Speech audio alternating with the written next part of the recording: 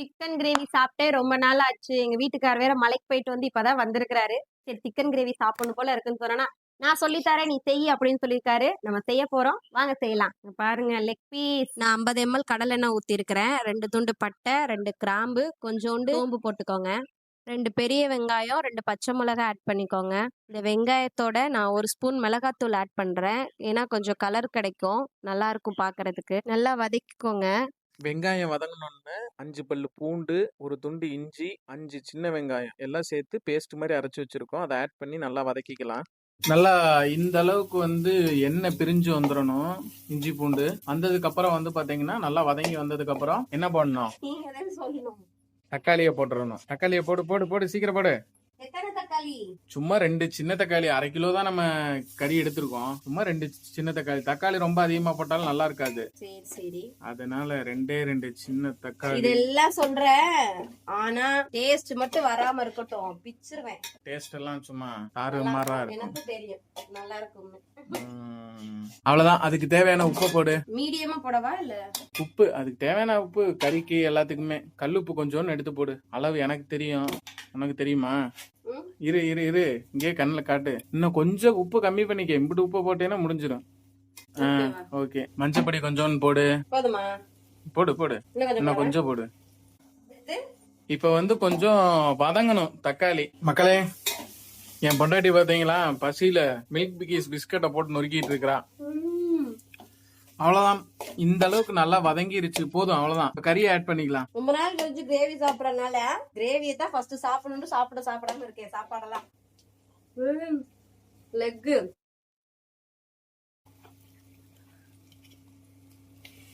நல்லா கிளறி விட்டு கறி நல்லா சுருள்ற அளவுக்கு நல்லா வதக்கணும். இந்த லெக் எனக்கு, இந்த லெக் உனக்கு. 2 லெக் எனக்கு.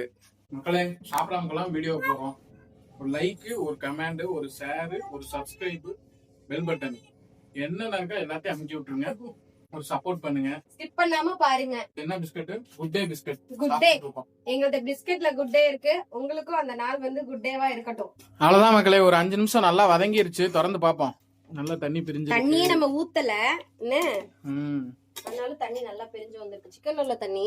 ஆமா மக்களே, இப்ப வந்து பாத்தீங்கன்னா நம்ம பொடியெல்லாம் போட்டுடலாம். ஃபர்ஸ்ட் என்ன பொடி? மல்லித்தூள். மல்லித்தூள் வந்து பாத்தீங்கன்னா ஒரு 1.5 ஸ்பூன்.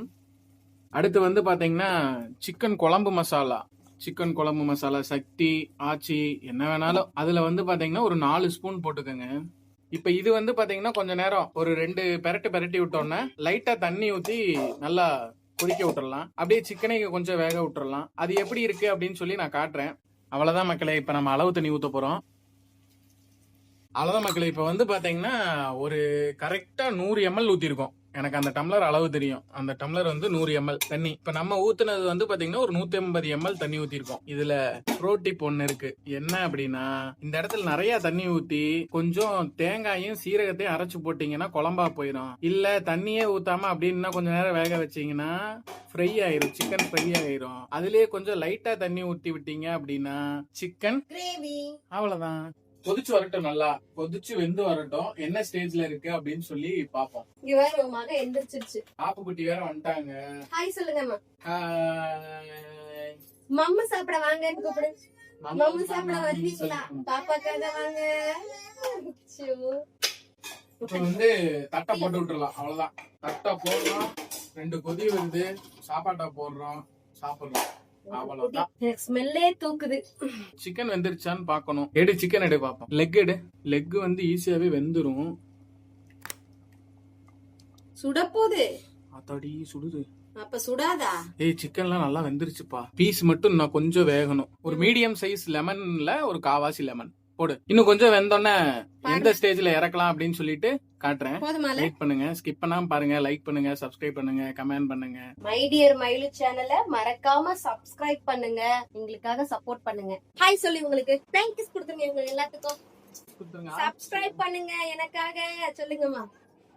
எனக்காக சொல்லுங்கம்மா. லைக் பண்ணுங்க. அப்பாக்காக சப்ஸ்கிரைப் பண்ணிருங்க. ஷேர் பண்ணுங்க. Thank you சொல்லிருங்கம்மா.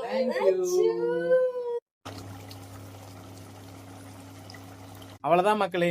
Gravy ready. கொத்தமல்லி தலையும் போட்டாச்சு. இதுக்கு மேல சுண்ட விட்டோம்னா அடி பிடிச்சிரும். கறி நல்லா வெந்துருச்சு. இந்த இடத்துல வந்து பாத்தீங்கன்னா உங்களுக்கு உப்பு காரம் தேவைப்பட்டுச்சுன்னா ஆட் பண்ணிக்கோங்க, தேவைப்பட்டா ஆட் பண்ணிக்கோங்க. கிரேவி சாப்பிடலாமா? சாப்பிடலாமா? அவ்வளவுதான் மக்களே, ரெடி ஆயிடுச்சு. இந்த பீஸுமே கரெக்டா ஜம்முன்னு வெந்துருச்சு. அவ்வளவுதான். ஏய் என்ன சாப்பிட்டு இருக்க? அவ்வளவுதான் மக்களே, இந்த வீடியோ உங்களுக்கு பிடிச்சிருந்துச்சு அப்படின்னா கண்டிப்பா லைக், கமெண்ட், சப்ஸ்கிரைப் பண்ணுங்க. கண்டிப்பா ஷேர் பண்ணுங்க. நம்ம சேனலை சப்போர்ட் பண்ணுங்க. சப்ஸ்கிரைப் பண்ணுங்க. வீட்ல செஞ்சு பார்த்துட்டு எப்படி இருந்துச்சுன்னா கமெண்ட்ல சொல்லுங்க. கமெண்ட் பண்ணுங்க மக்களே.